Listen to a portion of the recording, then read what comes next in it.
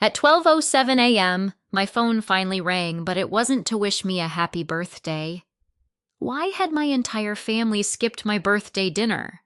Why were they suddenly calling after midnight? And why did the text they sent with their emergency include wiring instructions for exactly $12,000? My brother Ryan didn't even say hello. Cassidy, Dad needs help. Wire the money now. As I stared at the account name tied to a luxury yacht brokerage instead of a hospital, I realized this wasn't just another family favor. I took one breath and answered with a single word. No. If you're listening from somewhere outside the US, I'd love to know where you're from, and tell me what time it is where you are right now. I always enjoy seeing how far these stories travel. If stories about family boundaries and finding the strength to stand up for yourself speak to you, I'd be grateful if you'd subscribe and stay with me. People often assume that saying no is easy if you're financially independent. It isn't. Not when you've spent most of your adult life believing that your value to your family depends on how quickly you solve their problems. When Ryan called that night asking for $12,000, I didn't hesitate because I doubted I could afford it. I hesitated because for the first time in almost 15 years, I wasn't sure I wanted to save them anymore. I set my phone face down on the kitchen counter and looked around my townhouse. It wasn't extravagant, but every piece of it represented choices I had made alone. The hardwood floors I'd saved for over 2 years to install, the bookshelf I'd built one Saturday after watching far too many woodworking videos online, the framed CPA and certified fraud examiner certificates hanging near my home office. Nothing in that house had been given to me. Everything had been earned. That hadn't always mattered to my family. Growing up outside Greenville, South Carolina, I was the child everyone described with the same word: responsible. At first, it sounded like a compliment. Eventually, it became a job description. Ryan, who was 3 years older than me, was creative. If he forgot to pay a bill, he was creative. If he quit another job because his manager didn't appreciate his vision, he was creative. If another business idea collapsed after 6 months, people said entrepreneurs had to take risks. I was responsible. When I graduated from college with honors and accepted an auditing position in Charlotte, everyone congratulated me. Then they immediately started asking for favors. The first request seemed reasonable. Dad's truck transmission failed. Mom called embarrassed. Cassidy, we hate asking, sweetheart. Just until tax season. I transferred $3,000 the same afternoon. Dad paid me back every penny 4 months later. I never regretted helping him. That wasn't the problem. The problem started after everyone noticed I always found a solution. 2 years later, Ryan needed help catching up on rent. Then he needed help paying off credit cards. Then he needed money after a landscaping business failed. Then another loan because a restaurant partnership dissolved. Then another because a friend had betrayed him in a real estate deal. Every story sounded different. Every ending looked exactly the same. Mom always made the call. Cassidy, your brother is under so much pressure. Cassidy family doesn't keep score. Cassidy, you'll understand someday. I did understand. I understood better than they realized. I understood because numbers never lied. People did. Unlike Ryan, I kept records. Not because I expected court someday, because my accountant's brain refused to function any other way. Every transfer had a memo. Every loan had an email. Every repayment promise stayed inside its own folder. At first, it was simply organized bookkeeping. Years later, it became a timeline. Looking back, I could see something I hadn't recognized while living through it. Ryan almost never asked me directly. Mom always acted as the bridge. She softened the request, added emotion, removed accountability. She could transform a reckless decision into a family crisis with only a few sentences. Ryan did because he wanted a better future. He only missed payments because business has been slow. You're the only one who can help us keep everything together. That last sentence always landed where she intended, right on my conscience. There were times I wanted to ask why Ryan's future always seemed to require my paycheck. Instead, I'd open my banking app, transfer the money, receive a dozen heart emojis. Hear promises that everything would be different. Nothing ever was. Dad rarely participated in those conversations. Thomas Matthews was a quiet man who had worked 40 years maintaining industrial equipment at a paper mill. He believed debts should be repaid. Promises should mean something. Whenever he discovered I'd helped again, he usually looked uncomfortable. I wish they hadn't asked you. That was all he'd say. Then he'd disappear into the garage. I didn't understand back then that silence could also be surrender. My younger sister Megan handled everything differently. She almost never asked me for money. She worked as an elementary school teacher and lived modestly. Whenever Mom pressured me into another loan, Megan would quietly text afterward, "You okay?" I'd answer the same way every time. "I'm fine." Neither of us believed it. 3 years before my 37th birthday, I created a spreadsheet while organizing documents for tax season. It wasn't meant to expose anyone. I simply wanted one place for every outstanding personal loan. I listed dates, amounts, reasons, repayment promises, status. When I totaled everything, I stared at the number for almost a full minute. $87,400. I checked the formulas twice because I assumed I'd made a mistake. I hadn't. Some loans had been partially repaid. Most hadn't. Several had quietly transformed into gifts without anyone ever asking permission. No one had declared that change. It simply happened. Every Thanksgiving, every Christmas, every birthday, every family barbecue, the subject disappeared. If I mentioned repayment, someone always laughed. "Cassidy, you actually kept track?" As though remembering where my money went was somehow impolite. Eventually, I stopped bringing it up. Not because I'd forgotten, because I was tired of being made to feel selfish for remembering. The birthday that had just ended was supposed to be different. Mom had called 2 weeks earlier. "We're all coming to Charlotte this year. Ryan found a wonderful steakhouse. It'll just be family." I actually believed her. I took Friday off work, made reservations for brunch the following morning, bought a navy blue dress I'd been debating for months, even ordered a small cake from a bakery I loved because Dad always preferred homemade desserts. Around noon on my birthday, Mom texted, "So sorry, sweetheart, something came up." An hour later, Ryan wrote, "Rain check, Dad never called." Megan sent only one message. "I'm sorry." That was all. I tried convincing myself everyone had legitimate reasons. Until 9:30 that evening. A coworker sent me a laughing emoji and wrote, "Looks like your family had fun tonight." She attached a screenshot from social media. Ryan stood in the middle holding a champagne glass. Mom and Dad smiled beside him. Megan looked uncomfortable near the edge of the picture. Behind them was a giant banner. "Congratulations, Ryan," and tried convincing myself that maybe I was finally seeing my family clearly. Then midnight came. Then Ryan called asking for $12,000. After I told him no, my phone buzzed again. This time it wasn't anyone from my family. It was Melissa Grant. We'd worked together years earlier in a regional bank's fraud department before I moved into corporate internal audit. I hadn't spoken to her in months, but I'd sent her a quick message after Ryan texted the wiring instructions. Only one question. "Can you tell whether this receiving account belongs to a hospital?" Her reply arrived less than 5 minutes later.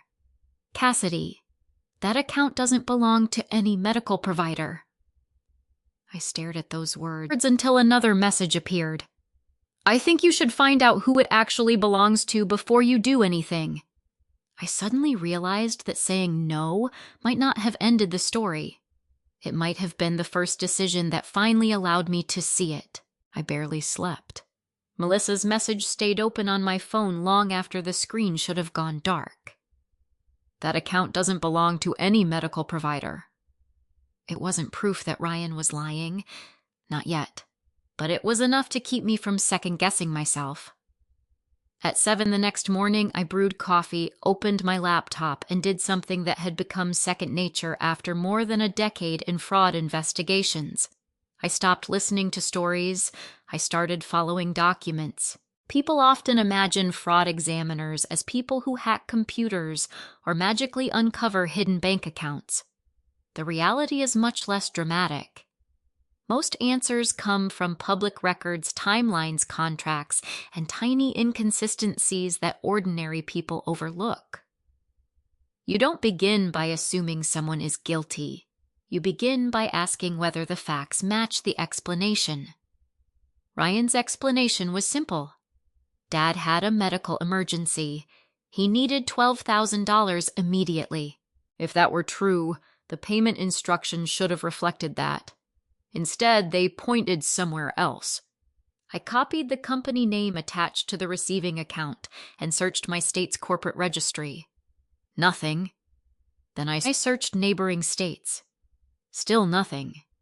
Melissa had taught me years ago that businesses often operate under slightly different legal names than the ones customers see.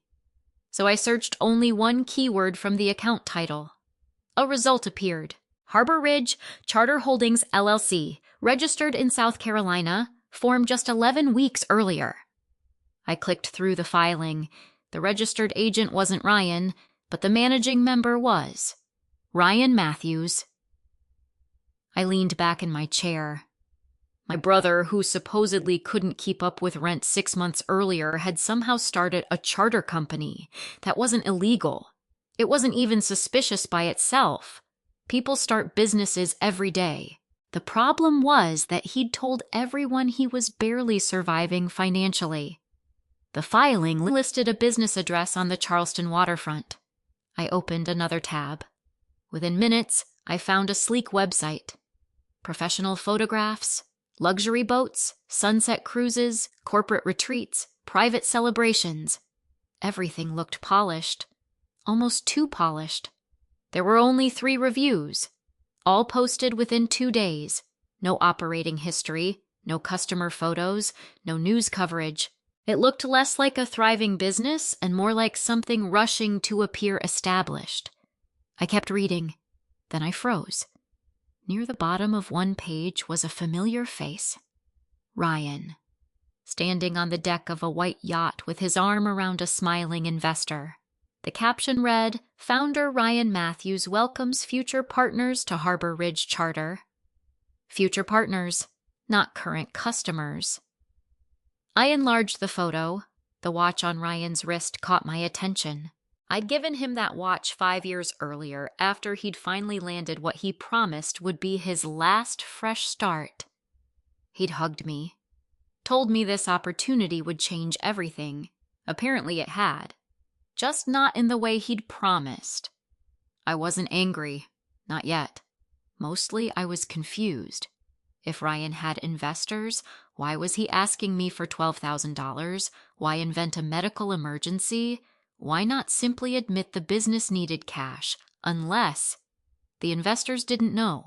I wrote that possibility in a notebook. Never assume. Verify. Another lesson from my profession. Around 10 that morning, my phone buzzed. Mom. I let it ring. She called again, then again. Finally, she texted, "Cassidy, your father is very disappointed." I stared at the message for several seconds. Dad didn't text like that. He barely used emojis. He certainly didn't communicate disappointment through my mother's phone. I replied with one sentence. "Can Dad call me himself?" No answer. 5 minutes later, another message arrived. "He's resting." Interesting. Last night, Ryan had claimed Dad needed emergency treatment. Now he was resting, without ever speaking to me. I saved the conversation. Documentation had become instinct. Every message, every timestamp, every contradiction. Around lunchtime, Ryan called. This time I answered. "Cassidy, why are you making this difficult? I just have questions." "You don't trust your own family." "I trust evidence." He sighed loudly. "You've always treated everything like an investigation." "No," I said calmly. "Only when the facts stop making sense." Silence. Then he laughed. "You think you're smarter than everybody because you work with numbers." "No." Another pause. "I think numbers remember things people hope I'll forget." His tone changed immediately. "You know what? Forget it." He hung up. No explanation, no concern about Dad, no request to let him clarify, just anger. That bothered me more than the lie itself. Someone facing a genuine emergency usually wants to provide proof. Ryan wanted me to stop asking questions. That afternoon, I drove to my office even though I had planned to work from home. I wasn't handling a company investigation, but I wanted access to my dual monitors and a quiet environment where I could organize everything. I opened a blank timeline, birthday invitation, canceled dinner, social media celebration, midnight phone call, wire instructions, Melissa's account verification, business registration, every event lined up neatly. One inconsistency kept pulling my attention. The family dinner celebrating Ryan had supposedly been spontaneous. But restaurants capable of hosting 12 people on a Friday night rarely had immediate availability, especially the steakhouse they chose. Curious, I called the restaurant. I didn't pretend to be law enforcement. I simply explained that my family had celebrated there, and I wanted to order another cake from the same bakery they used. The hostess was friendly. "Oh, the Matthews party. That was such a nice group." My stomach tightened. "I was wondering when the reservation was made." "I'm sorry I can't give reservation details." "Of course." I almost ended the call. Then she volunteered something unintentionally. "They actually increased the reservation earlier that week because more guests decided to come." Earlier that week, not spontaneous, planned. They had known for days, maybe longer. I thanked her and ended the call. The cancellation text Mom sent me suddenly looked very different. They hadn't chosen Ryan over me at the last minute. They had planned an entirely different celebration while allowing me to believe my birthday dinner still existed. I reopened Instagram. Ryan had uploaded another photo overnight. This one showed champagne glasses clinking together. The caption read, "Couldn't have done it without my amazing family believing in me." Hundreds of likes. "Congratulations." Heart emojis. One comment caught my eye. "Can't wait until escrow closes next week. Escrow." The same word attached to the account where my $12,000 was supposed to go. I clicked the commenter. His profile described him as a marine investment consultant. So that was it. Ryan wasn't trying to pay hospital bills. He was trying to close a business deal. And somehow, my birthday had become his financing deadline. I should have felt satisfied. Instead, I felt strangely hollow, because discovering one lie only created another question. Why couldn't they simply ask, why invent a dying father? Why erase my birthday completely? Late that evening, I decided to stop searching for the night. I shut my laptop and walked into the kitchen to make tea. Before the kettle even finished boiling, my phone vibrated. Unknown number. Normally, I ignored unknown calls. Something told me not to. I answered. No one spoke. For several seconds, all I heard was muffled movement, then voices. Ryan's voice, Mom's voice. They sounded like they were already in the middle of a conversation. Neither of them realized the call had connected. I wasn't supposed to hear what came next. I didn't say a word. I simply listened. The line crackled for a second like someone had accidentally brushed against the phone. Then Ryan sighed. I told you she was going to ask questions. Mom answered immediately. You should have called before midnight. She gets emotional about birthdays. I felt my chest tighten. Not because they'd forgotten my birthday, because they remembered it perfectly. They had simply calculated that I would be more vulnerable after spending an entire day alone. Ryan laughed under his breath. I thought guilt would work faster. Mom lowered her voice. It usually does. Neither of them realized I was connected. For nearly 30 seconds, all I heard was papers shuffling. Then Ryan spoke again. So what now? Mom didn't hesitate. If she keeps saying no, tell her your father's condition got worse. There was a pause. Ryan sounded uncertain. What if she wants to talk to Dad? We'll say he's sedated. Another silence. I don't like dragging Dad into this. Mom's answer came cold and practical. Do you want to lose the investment? Those 6 words settled over me like concrete.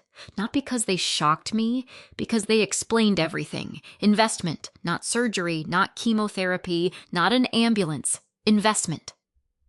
Ryan spoke again. We only need her to wire the money. Once escrow closes, we'll pay her back. Mom let out a short laugh. Ryan, you know Cassidy. What about her? If you promise to pay her back, she'll spend the next 5 years waiting for it. He chuckled. True. Then Mom added something that hurt more than every lie before it. She always chooses being needed over being respected. I closed my eyes.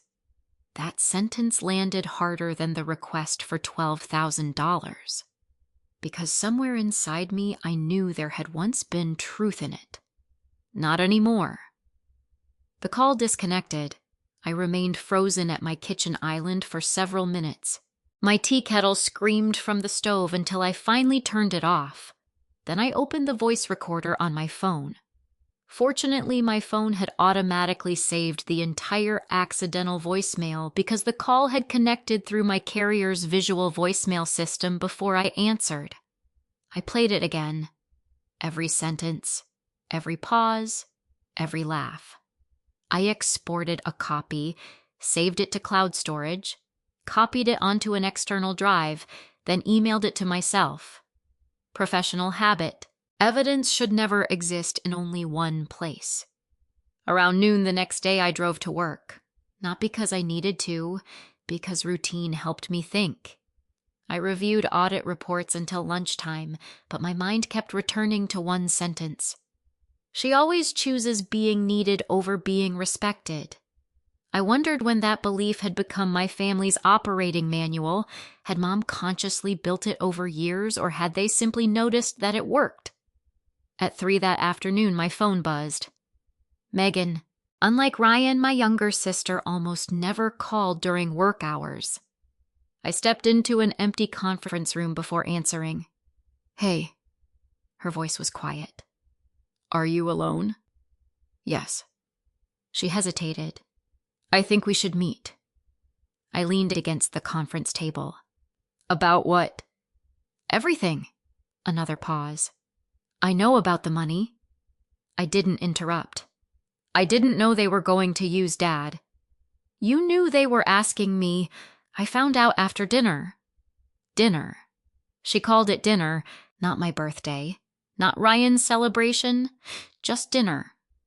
I should have told you sooner. Why didn't you? She sighed. Because every time I speak up, Mom tells me I'm tearing the family apart. I knew that script. I'd heard versions of it for years. Silence protects the family. Questions destroy it. I don't want to do this over the phone, Megan continued. Can we meet tomorrow? Where? The coffee shop on Fairview Road. I knew the place. Small, quiet, neutral. Okay. Before hanging up, she added one sentence that immediately changed my expectations. I have something you need to see. That evening, I tried not to imagine what it could be. Instead, I replayed every interaction I'd had with Megan over the previous year. She'd never asked me for money, never defended Ryan's decisions, Never pressured me. Mostly she stayed quiet. Maybe too quiet. The next morning I arrived at the coffee shop 15 minutes early. Old habits. I chose a corner table facing the entrance. When Megan walked in, she looked exhausted. She hugged me before sitting down. "I'm sorry." Those were the same 2 words she'd texted on my birthday. This time they carried much more weight. "I should have called. I wish you had. I know." The waitress took our orders. Neither of us touched the menus. Once we were alone again, Megan reached into her oversized canvas tote. She looked around the room before pulling out a large manila envelope. She didn't slide it across the table immediately. Instead, she rested both hands on top of it. "I need you to promise something." "I can't promise until I know what it is." She gave a tired smile. That's such a Cassidy answer. I learned to stop making promises before reading the paperwork. That actually made her laugh. Only for a second. Then her expression became serious again. "If Mom finds out I showed you these, she'll probably never forgive me." I looked at the envelope. "What am I looking at?" "I took pictures." "Pictures of what?" She swallowed. "The documents Ryan brought to Mom and Dad's house after dinner." My heartbeat quickened. "What kind of documents?" "The ones explaining why he needed $12,000. "So it wasn't medical?" "No." "I figured." She nodded slowly. "But it's worse than you think." She finally slid the envelope toward me. Inside were printed color photographs, contracts, invoices, wire instructions, a deposit schedule. Every page had been photographed on someone's dining room table. I recognized the account number immediately. It matched the text Ryan had sent me after midnight. Every digit, every routing number, every reference code. There was no mistake. I turned another page. Across the top in bold letters was the title of the agreement. Purchase installment schedule. Not medical, not hospital, not insurance. Purchase. I kept reading. Halfway down the page, a highlighted line caught my eye. Final escrow payment due, $12,000. Exactly $12,000. No more, no less. I slowly looked back at Megan. "So," my voice barely came out, "what exactly was I supposed to buy?" Megan's eyes filled with tears. "You weren't buying anything." She took a deep breath before finishing. "You were paying the last installment on Ryan's luxury yacht business." For a few seconds, I forgot I was sitting inside a crowded coffee shop. The conversations around us faded into a dull blur. I looked down at the papers again. Final escrow payment due $12,000. Due date, the morning after my birthday. Not before, not sometime that week, the morning after. Ryan hadn't picked that amount because it was all he needed. He'd picked it because that was exactly what stood between him and closing the deal. I carefully returned the first page to the envelope before pulling out the next. The purchase agreement identified the seller as a marina development company outside Charleston. The buyer wasn't Harbor Ridge Charter Holdings anymore. It listed a newly formed company, Matthews Coastal Experiences, LLC, Ryan Matthews, managing member. The agreement outlined the acquisition of a long-term lease for a 42-foot luxury yacht along with docking rights, branding materials, reservation software, and a package of marketing services. It wasn't just a boat. It was supposed to become a business. That explained the polished website, the photographs, the investor standing beside Ryan, the escrow account. Everything fit together, except one thing. Why lie? I looked at Megan. If he believed in this business, I tapped the contract. "Why didn't he just ask me honestly?" She stared into her untouched coffee. "Because he already did." "What?" She nodded slowly. "Not this time." She took a deep breath. "Last winter." I frowned. "I don't remember." "You wouldn't." Megan rubbed her forehead. He asked Mom to ask you if you'd become an investor. Pieces started falling into place. I remember Mom saying Ryan had an exciting opportunity. You told her you don't invest in businesses owned by relatives. I offered to help him build a budget instead. You did. I even offered to introduce him to a small business advisor. Megan nodded again. He said you didn't believe in him. I almost laughed. Not because it was funny, because it was painfully familiar. Ryan had never wanted advice. He wanted funding. There was a difference. I wasn't rejecting him. I know. I was rejecting the risk. I know. For several seconds, neither of us spoke. Finally, I asked the question that had been bothering me since the previous night. So why involve everyone? Megan sighed. Because nobody wanted Ryan to lose face. Lose face with whom? The investors. She opened the envelope again and handed me another photograph. This one showed a printed email. Subject: final escrow confirmation. The message explained that unless the remaining $12,000 was received by Friday morning, the transaction would terminate. Ryan would lose his deposit. I flipped to another page. Deposit already received $88,000. I looked up. He already put in $88,000. Megan shook her head. No. What do you mean he borrowed it? From who? I don't know everybody. She hesitated. I only know some of it came from private investors. So if escrow failed, he'd have to explain where the money went. Everything suddenly made sense. This wasn't about saving a business. It was about protecting Ryan's image. If the deal collapsed, investors would start asking questions. If Cassidy wired $12,000 first, escrow closed. Investors stayed happy. Ryan became the successful entrepreneur. Nobody ever needed to know who had quietly rescued him again. I leaned back in my chair. So, my birthday, Megan lowered her eyes, became the deadline. Neither of us spoke for several moments. Eventually, she whispered, I'm sorry.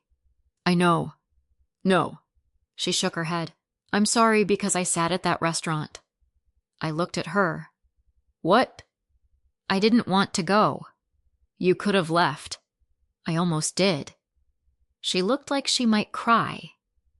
Mom kept saying if I left, Ryan would think nobody believed in him. And what about me? I know. Her voice cracked. I kept thinking I'd call you afterward. But you didn't. I was ashamed. I reached across the table and squeezed her hand. For the first time since all this started, I realized Megan wasn't one of the architects. She had simply spent years surviving the same family system differently. Ryan received favoritism. I received responsibility. Megan received silence. 3 children, 3 roles. None of them healthy. I appreciate you bringing these. She nodded. I couldn't keep pretending. I carefully organized the documents into chronological order. Purchase agreement, escrow schedule, investor correspondence, payment instructions. Every document pointed to the exact same account Ryan had texted me. There was no ambiguity left. Then something near the back of the envelope caught my attention. A handwritten note. It wasn't part of the contract, just a yellow legal pad with numbers scribbled across it. At the bottom, someone had written, Cassidy, if necessary. No last name, no explanation, just those 3 words. If necessary. I stare at the handwriting. It belonged to my mother. I'd recognize it anywhere. I felt something inside me harden, not anger, clarity. I had never been Plan A. I had always been Plan B. Ryan's investors, Ryan's financing, Ryan's negotiations, Ryan's promises, and if every one of those failed, Cassidy, if necessary. I slipped the note back into the envelope. Does Dad know about any of this? Megan answered immediately. No! You sound certain. I am. How? Because Ryan waited until Dad went to bed. I frowned.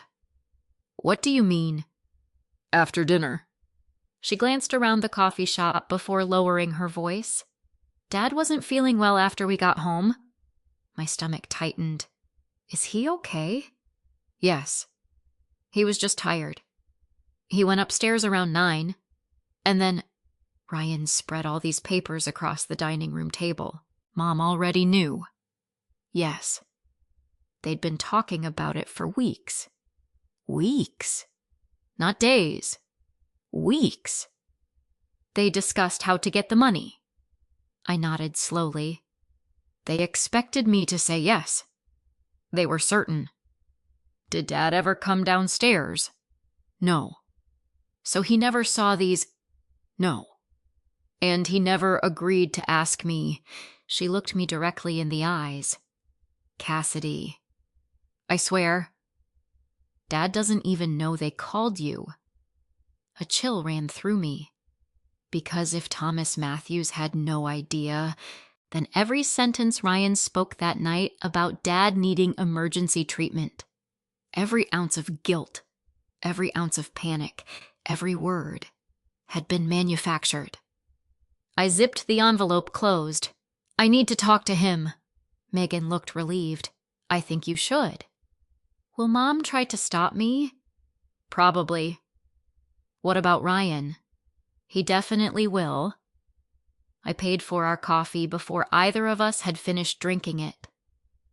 As we stood outside, Megan hugged me again. This one lasted longer. I don't want to lose you. You won't. I should have spoken up years ago. We're speaking now. She nodded. That's enough. I watched her drive away before walking back to my own car. Halfway there, my phone rang. Dad. Not Mom's phone. His. For the first time since my birthday, Thomas Matthews was calling me himself. I answered before the second ring. Dad, hey, sweetheart. His voice sounded tired but steady, not weak, not confused, certainly not like someone in the middle of a medical emergency. Did I catch you at work? He asked. No. I'm just leaving a meeting. That wasn't entirely true. I was sitting in my car outside the coffee shop staring at the steering wheel while the manila envelope rested on the passenger seat. Dad chuckled softly. I never can keep up with your schedule. For a moment, I almost forgot why he had called. Then I remembered the voicemail, the fake emergency, the yacht business, the $12,000. Dad, I said carefully, how are you feeling? I'm fine. No hesitation. Still a little sore from that procedure last month, but the doctor told me that was normal. Last month, not yesterday. I closed my eyes. What procedure? The outpatient one I told your mother about. What kind of procedure? A heart catheterization. His tone remained matter-of-fact. They wanted to rule out a blockage after my annual physical. Were there any complications? No. They kept me a few hours and sent me home. He laughed. Honestly, the worst part was hospital coffee. I didn't laugh. Dad? When exactly was this? Oh, I heard him thinking. 3 weeks ago. 3 weeks. Not midnight on my birthday. Not the night Ryan insisted he needed immediate help. 3 weeks earlier. Everything inside me settled. Sometimes certainty feels quieter than suspicion. I wasn't wondering anymore. I knew. Dad, can I ask you something? Of course. Did Ryan tell you he called me asking for $12,000? Silence. Not guilty silence. Confused silence. What? He said you needed emergency treatment. Another pause. Then Dad spoke so quietly I almost missed it. He said what? He asked me to wire $12,000 because you supposedly needed immediate medical care. The silence that followed lasted much longer. Finally, he exhaled. I never asked him to do that. I know. I didn't even know he'd called you. I figured. Cassidy. His voice sounded different now, more disappointed than angry. I'm sorry. You don't need to apologize. I do. No, you really don't. I should have paid closer attention. Neither of us said anything for several seconds. Then he surprised me. Can you come by the house? Today. Is Mom home? She's grocery shopping. And Ryan? I don't know. His answer sounded honest. I'd rather we talk before everyone starts explaining things. That told me everything I needed to know. Dad already sensed explanations were coming. I'll be there in about 2 hours. I'll make coffee. You still make it too strong. He laughed.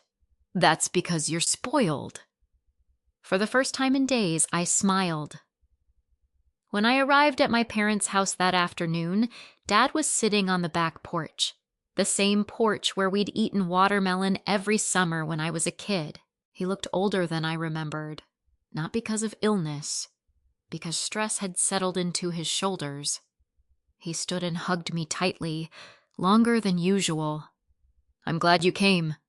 So am I. He poured coffee into 2 mugs before we sat down. Neither of us touched them immediately.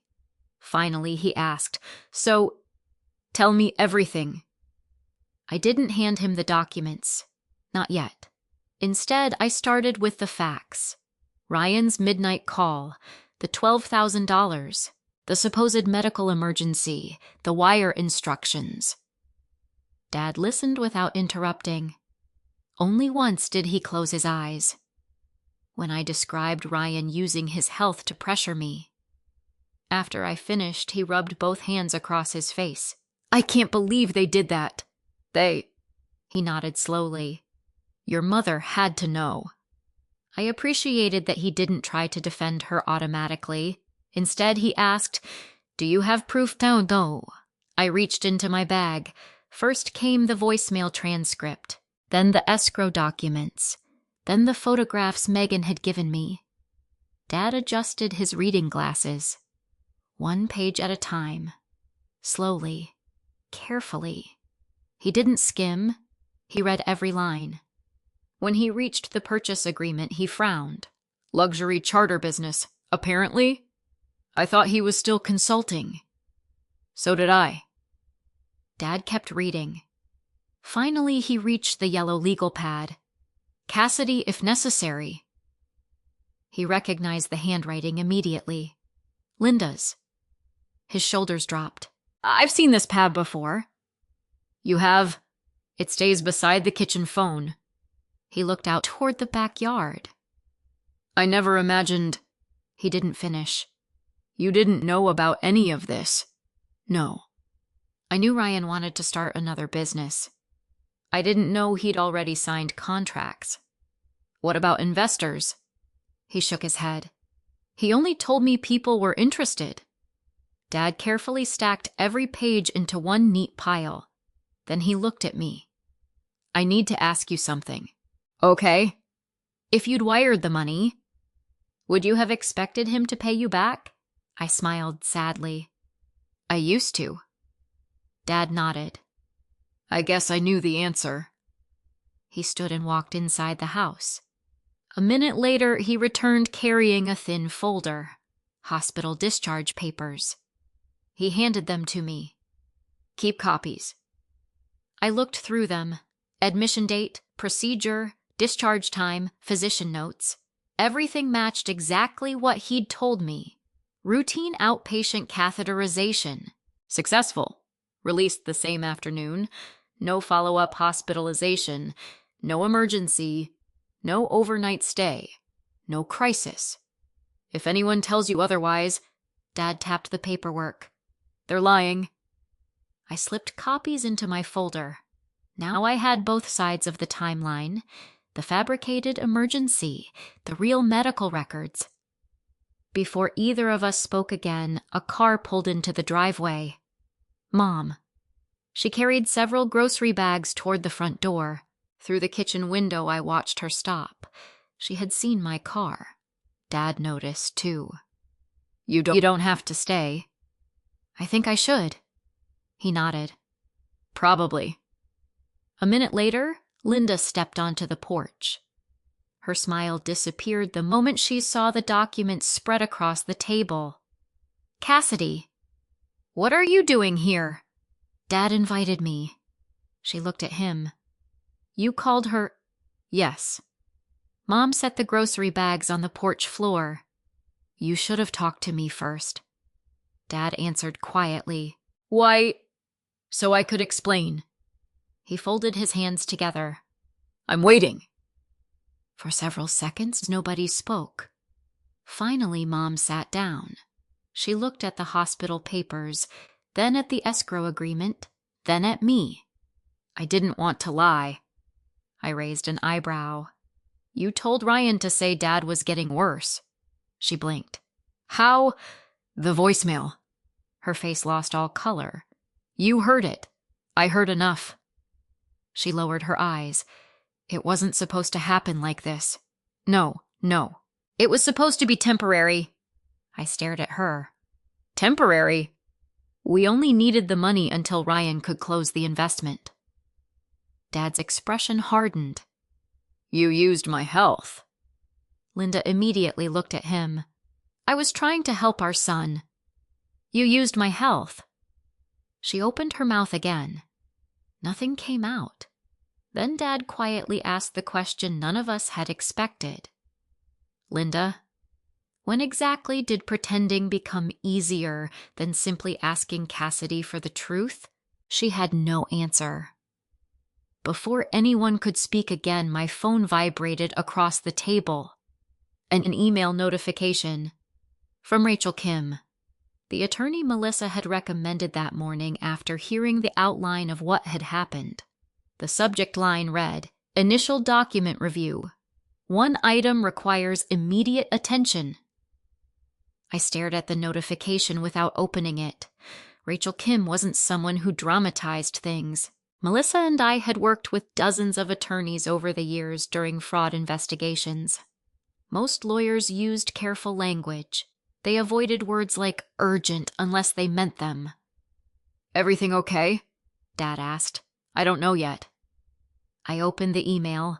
Rachel hadn't written much. Only 3 short paragraphs.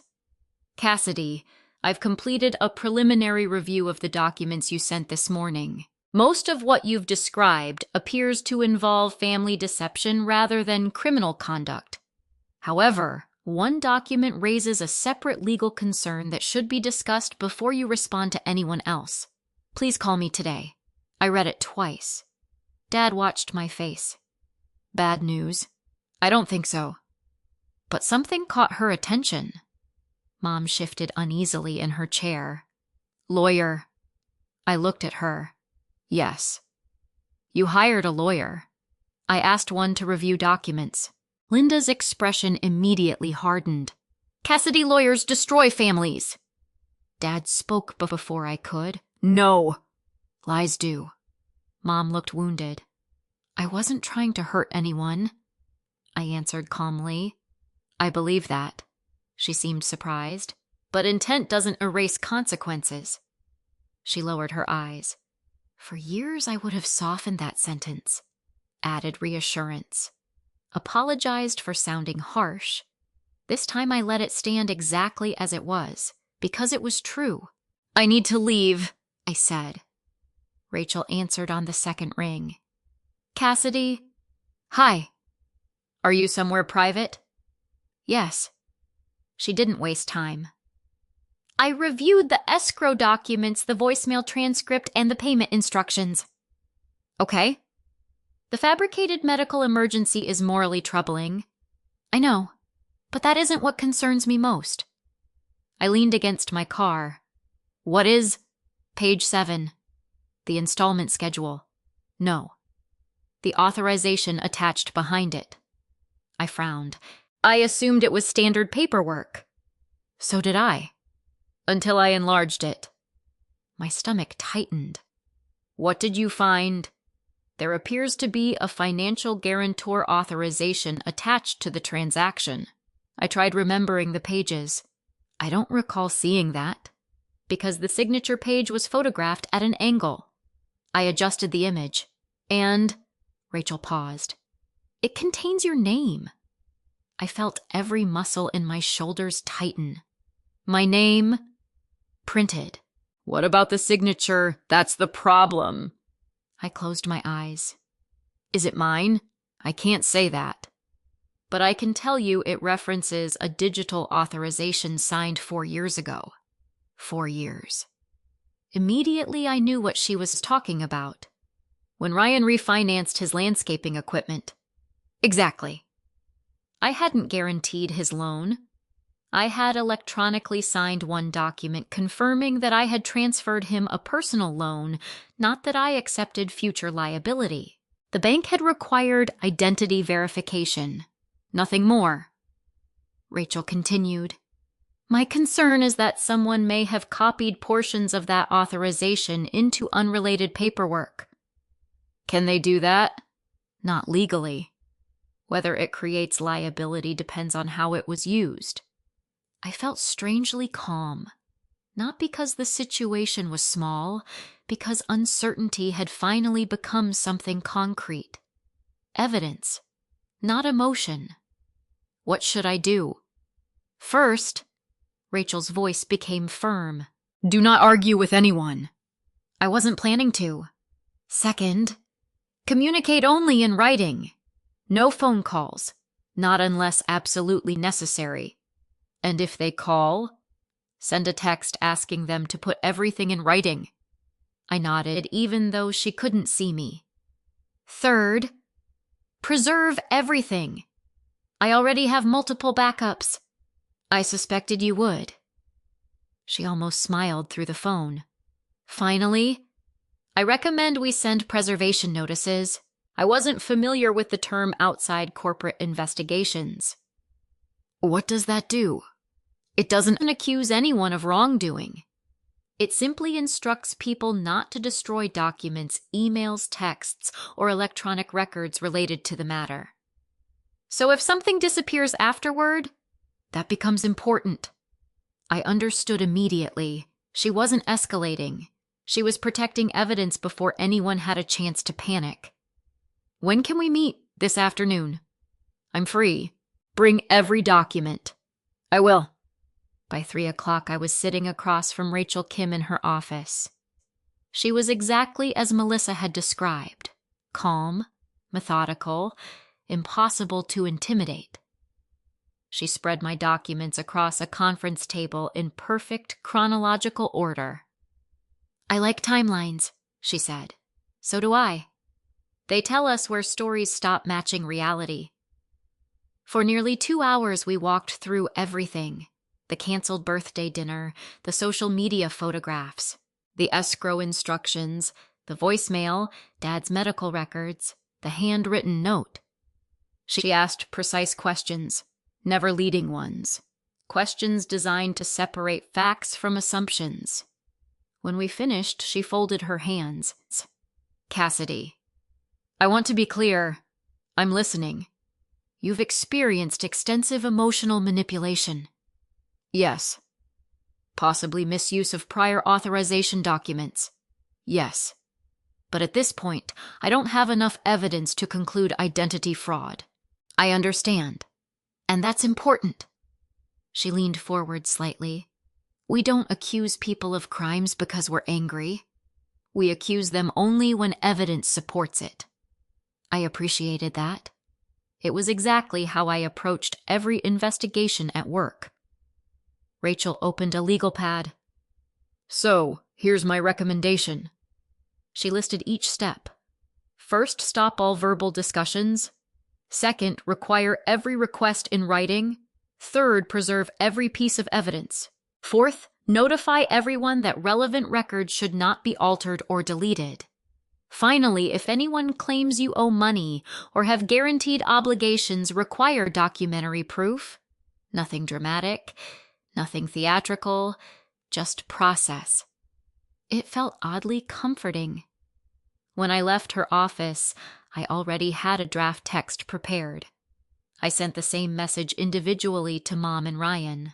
For clarity, I will communicate only in writing regarding any financial matters. Please preserve all documents, emails, text messages, contracts, and electronic records relating to the requested $12,000 payment and any associated business transaction. Future discussions should remain in writing. Thank you, Ryan responded first. Are you serious? I didn't answer. 10 minutes later, another text arrived. You're treating us like criminals. Still no response. Then Mom, Cassidy, this has gone too far. Please answer your phone. I copied Rachel. She replied almost immediately. Do not engage. You've already communicated your position appropriately. An hour later, Ryan called 3 times, then 6, then 11. I declined every call. For the first time in my life, my family couldn't steer the conversation with emotion. They had to write things down. And something interesting happened when they did. The messages became much shorter, much less dramatic, almost as if panic was easier to perform aloud than on paper. That evening, Rachel emailed finalized preservation notices. They weren't lawsuits, they weren't threats. They simply requested that potentially relevant records be retained because questions had arisen concerning financial representations. Professional, neutral, difficult to criticize. By the following morning, every notice had been delivered. Around noon, my phone buzzed. Not from Mom, not from Ryan, from Dad. Only 5 words. They're asking to meet together. I stared at the screen. 5 minutes later, another message arrived. This one from Mom. Please come Sunday. Let's settle this as a family. I forwarded both texts to Rachel. Her reply came less than 2 minutes later. Attend if you wish. Bring copies, not originals. Say less than you think you need to. Let the documents do the talking. For the first time since my birthday, I wasn't walking into a family conversation hoping to be understood. I was walking in prepared to prove exactly what had happened. Sunday afternoon arrived with clear skies and the kind of humidity that made the air feel heavier than it looked. As I turned onto my parents' street, I realized something unusual. Ryan's truck was already there. So was Megan's sedan. Dad's pickup sat in its usual place. Everyone had arrived before me. For years, that would have made me nervous.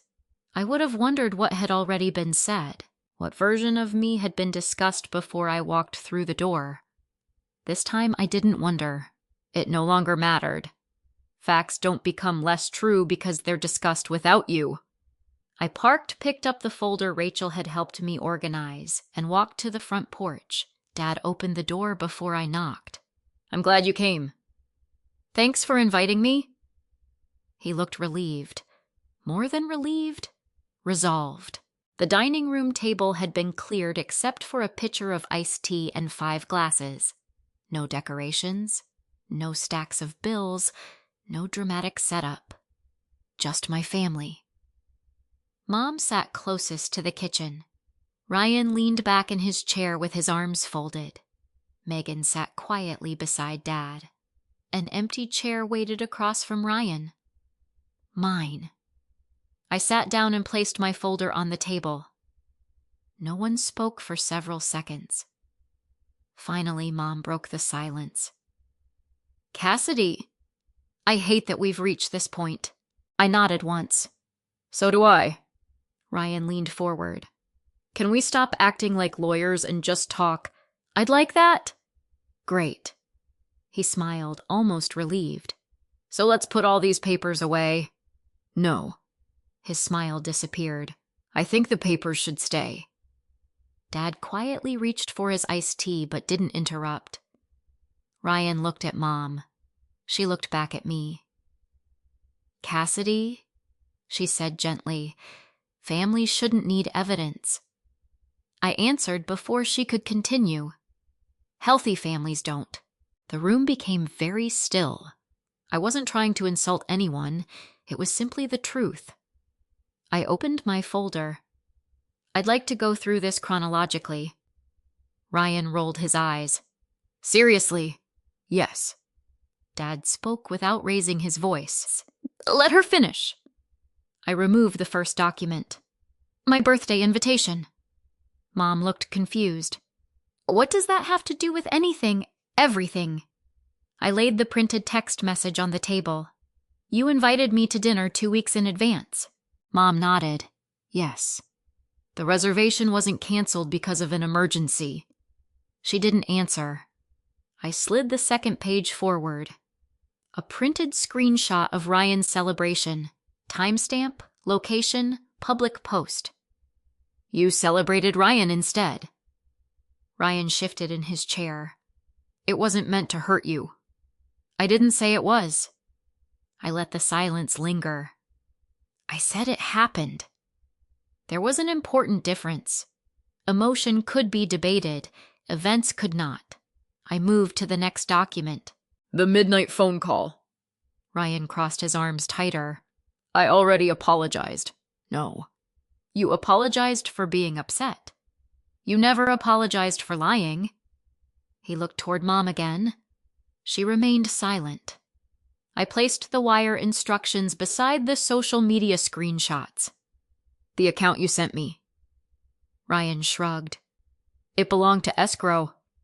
Correct. So you told me it was for Dad's emergency medical treatment. He didn't answer. Instead, he looked at the ceiling. I was under pressure. I believe you. He looked surprised. I believe you were. But pressure doesn't change where the money was going. I turned another page. Harbor Ridge Charter Holdings.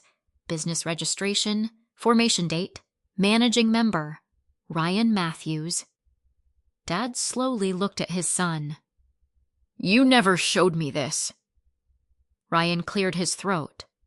I was waiting until everything closed.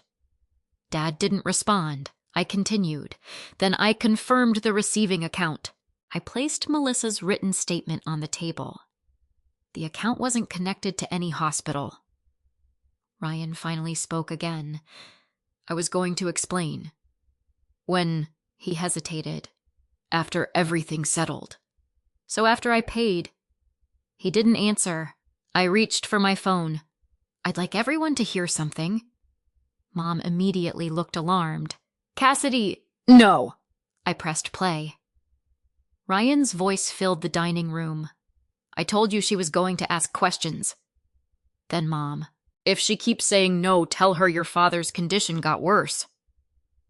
No one moved. The recording continued. We only need her to wire the money. If you promise to pay her back, she'll spend the next 5 years waiting for it. Then the sentence that had echoed through my mind all week. She always chooses being needed over being respected. I stopped the recording. The silence afterward felt completely different from the silence before. Not uncertain. Certain. Ryan rubbed both hands across his face. Mom stared at the tabletop. Megan quietly wiped away a tear. Dad stood up. Not dramatically, simply because he couldn't remain seated anymore. He walked toward the window with his back to all of us. After nearly a minute, he spoke. I spent 40 years trying to teach my children that your name is the only thing you truly own. Nobody answered. I failed somewhere. Ryan stood too. Dad? No. Dad turned around. You listen. I was trying to build something. I know. I just needed help. Dad nodded slowly. Then you should have asked for help. Ryan looked frustrated. Cassidy would have said no. I answered calmly. You're right. Everyone looked at me. I would have.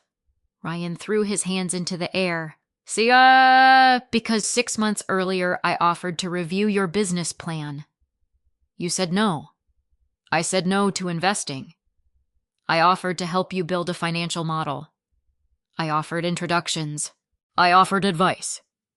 You wanted cash. Ryan looked away. Dad's expression changed. You never told me that. I didn't think it mattered. It matters now. Mom finally spoke again. He wasn't trying to steal from Cassidy. No. I nodded. I don't believe he was. Ryan blinked. You don't? No. I think you believed you'd repay me. He looked almost relieved. But that's not why we're here. I looked at all of them. We're here because every time Ryan faced consequences, someone decided protecting him mattered more than telling me the truth. Mom closed her eyes. A single tear rolled down her cheek. I thought I was protecting the family. No. I said it gently. You were protecting one member of the family and asking another to carry the cost. No one argued because no one could. Dad slowly returned to his chair. Then he looked directly at Ryan. I'm not giving you another $1. Ryan stared at him. Dad, no. If this business survives, it survives honestly. If it fails honestly. But it will not survive on lies. Ryan looked toward Mom. She didn't rescue him. For the first time I could remember, she simply sat there in silence. Then she quietly stood up. I'll be right back. Without another word, she walked down the hallway toward the master bedroom. Several minutes passed. When she returned, she was carrying an old accordion folder. Brown, worn, its edges softened by decades of use. She placed it carefully on the table in front of me. Dad frowned. I haven't seen that in years. Mom rested both hands on the folder. I think... She swallowed hard. It's finally time Cassidy understands why I kept making the same mistake. I looked down at the faded label written in black marker. Household Records, 1989-2015. I had come expecting another excuse. Instead, my mother had placed 30 years of our family's financial history on the table. No one reached for the folder, not even me. For almost a minute, we simply stared at it. It looked ordinary, a faded brown accordion file with worn corners and a cracked elastic band stretched around the middle. If someone had found it at a yard sale, they would have assumed it held old utility bills or faded receipts. Instead, my mother was looking at it as though it contained 30 years of secrets. Dad spoke first. Linda, you don't have to. She nodded slowly. I do. She removed the elastic band and carefully opened the folder. Inside were neatly labeled sections: mortgage, insurance, medical, school, Ryan, Cassidy, Megan. I immediately noticed something strange. Ryan's section was nearly 3 times thicker than the others. Mom took a long breath before speaking. I started keeping these after Ryan turned 16. Why then? I asked. She pulled out the first stack. A collection of repair invoices, police reports, insurance correspondence. He totaled his first car. I looked at Dad. He nodded once. I remember the accident. I didn't know there were police reports. Dad gave me a tired smile. You were away at a debate tournament that weekend. Mom slid another document toward me. A repayment agreement. Ryan Matthews. Vehicle deductible. Amount owed. Payment plan. Every monthly payment line was blank. Did he ever repay this? I asked. Dad answered quietly. No. Mom looked ashamed. I paid it. She reached for another file. Community college tuition. Outstanding balance. Late notices. Final payment receipt. I paid that too. Another stack. Credit card collection letters. Past due rent. Medical bills after Ryan broke his wrist. A small personal loan. Another business loan. Every file ended exactly the same way. Paid by Linda Matthews. Never reimbursed. I looked at her. How long? She didn't pretend to misunderstand. How long have you been fixing his mistakes? She closed her eyes. 21 years. The answer settled over the room. 21 years. Not months, not a rough period after college. Most of Ryan's adult life. Dad leaned back in his chair. I knew you'd helped him. He looked at Mom. I didn't know it was this much. I hid it. She nodded. I know. Why? She folded her hands together so tightly that her knuckles turned white. Because I thought I could fix it. Silence. Then she corrected herself. No. I thought I could fix him. No one interrupted. She continued before anyone could respond. When Ryan was 15, he started spending time with boys several years older. I remember, Dad said quietly. They stole construction equipment. Mom nodded. They were arrested. I looked at Ryan. His eyes stayed on the table. I never knew that. You weren't supposed to. Mom gave a sad smile. We told you they were camping. I almost laughed. Not because it was amusing, because I suddenly understood how many family stories had been edited before they reached me. Mom continued. The charges were reduced. The judge gave Ryan another chance. He promised he'd change. Ryan finally spoke. I meant it. I know, Mom answered. I believed you every single time. She opened another section. Inside were handwritten notebook pages. Every page carried a date. Every page listed money. Every page ended with a promise. Ryan will repay after promotion. Ryan will repay after business sale. Ryan will repay after tax refund. Ryan will repay after bonus. The reasons changed. The outcome never did. I slowly flipped through them. Hundreds of entries. Some only $50, others several thousand. One page stopped me. Across the top, Mom had written, Do not ask Cassidy. Underneath it, someone, probably her weeks later, had crossed out the sentence in blue ink. Next to it, she had written, No other choice. I looked up. So that's when I entered the picture. Mom nodded. Yes. When? The year you were promoted. I remembered. I had been 28. I had just accepted my position as an internal audit manager. Everyone had celebrated. Apparently, they had also recalculated my usefulness. I told myself it would only happen once. She looked directly at me. I truly believed that. What changed? She smiled sadly. You always said yes.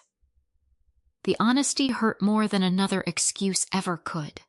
Not because she blamed me, because she was admitting something I had never wanted to acknowledge. My willingness had become part of the system. Ryan wasn't the only person whose behavior had been reinforced. Mine had too. I had trained everyone, including myself, to believe that I would eventually rescue every crisis. I quietly closed the notebook. I kept thinking, Mom's voice trembled. If I could just get Ryan through one more problem, he'd finally become the man I knew he could be. Dad shook his head. You weren't helping him. I know. I know that now. She looked exhausted, not from defending herself, from finally stopping. She reached into the very back of the folder. This, is the hardest one. She handed me a sealed envelope. Across the front was my name. Cassidy. The handwriting belonged to Mom. The envelope had never been opened. When did you write this? 8 years ago. I carefully unfolded the letter. It wasn't long, just one page. Dear Cassidy, I know I'm asking too much again. I also know someday you'll stop believing me. Part of me hopes that day never comes because I don't know how else to keep this family together. Another part of me hopes it comes soon because I'm ashamed every time I ask. I'm sorry. I folded the letter without reading it aloud. Nobody needed to hear it. Mom had already said enough. I'm sorry, she whispered. Not the rushed apology she'd offered earlier. Not the defensive apology that expected forgiveness. Just 2 simple words. "I'm sorry." I believed her. That surprised me. For days I'd imagined this conversation ending with another excuse. Instead, it ended with honesty. But honesty and reconciliation weren't the same thing. I reached across the table and gently placed my hand over hers. "I forgive you." She began crying immediately, but I waited until she looked at me. "Forgiveness doesn't mean everything goes back to the way it was." She nodded before I finished speaking. "I know. I don't expect that. I won't be lending money anymore. I understand. I won't be solving Ryan's financial problems. I understand. I won't be accepting responsibility for decisions I didn't make." She squeezed my hand once. "You shouldn't." Dad quietly wiped his eyes. Megan smiled through tears. Only Ryan remained silent. He hadn't argued. He hadn't defended himself. He simply stared out the dining room window. Eventually he stood. "I should go." Nobody stopped him. As he reached the front door, he turned toward me. "Cassidy." I looked up. "I really did think I would have paid you back." "I know. I wanted you to believe in me." "I wanted that too." He gave a sad nod, then he left. The front door closed softly behind him. None of us moved for several moments. Finally, Dad broke the silence. "Do you think he'll come around?" I answered honestly. "I don't know." And for the first time in my life, I realized I was finally comfortable not carrying the answer. 3 days later, just as life began settling into an unfamiliar kind of peace, my phone vibrated with a text from Ryan. It wasn't asking for money. It contained only one sentence. "Can we meet one last time?" I looked at Ryan's message for almost an hour before answering. Not because I didn't know what to say, because I wanted to be certain I wasn't replying out of anger. For years, every important conversation between us had happened in the middle of a crisis. Someone needed money. Someone needed rescuing. Someone had made another promise they couldn't keep. This time, there was no emergency. Only a request. I finally replied, "Tomorrow, 10 o'clock, Riverside Park, nothing else." The next morning I arrived a few minutes early. The park overlooked a quiet stretch of the Catawba River. Parents pushed strollers along the walking trail while a few retirees fed ducks near the water. It was an ordinary Tuesday. I was grateful for that. Ryan was already sitting on a bench when I walked over. He looked different. Not dramatic, just tired. There was no expensive watch on his wrist anymore, no designer sunglasses, no polished confidence. He stood as I approached. "Thanks for coming." I nodded. "You said you wanted to talk." "I did." For a while neither of us spoke. Finally he laughed softly. "I've been practicing this conversation for 3 days. How's it going?" "Terribly." I smiled despite myself. At least that was honest. Ryan rubbed the back of his neck. "The deal fell apart." I wasn't surprised. The investors pulled out. They found out escrow never closed. "What happened?" "I had to tell them." He looked down at the ground. "I tried blaming the economy. They asked too many questions. So I finally admitted I didn't have the money." I listened without interrupting. "I lost the deposit, the business, my reputation." He let out a slow breath. I deserved that. It was the first time I'd ever heard him say something without trying to soften it. "I've been thinking about what Dad said. If it survives honestly, it survives honestly." I nodded. He was right. Ryan looked at me. "I spent so many years believing someone would always catch me." "I know. And every time somebody did, I took another risk Neither of us needed to say who those people had been. Mom, then me. Eventually, anyone willing to believe the next promise. I've started selling things. The watch. My truck. The boat deposit's gone. But I'm paying back the investors with whatever I can recover. I'm glad. I also got a job. What kind? Operations supervisor. For another charter company. I raised an eyebrow. They hired you. I told them everything. You did. They said they'd rather hire someone who finally learned from failure than someone pretending they'd never made mistakes. That sounded surprisingly reasonable. We sat quietly for a while watching the river. Then Ryan reached into his backpack. My body instinctively tensed. He noticed. It's not paperwork. He pulled out a small white bakery box. I know this probably sounds stupid. He smiled awkwardly. But I remembered your birthday. He handed me the box. Inside was a single slice of chocolate cake. Not elaborate, not expensive. Just chocolate cake with white frosting. I should have been there. I know. I'm sorry. This time there were no explanations attached. No but. No excuses. Just an apology. I believed him, and that mattered.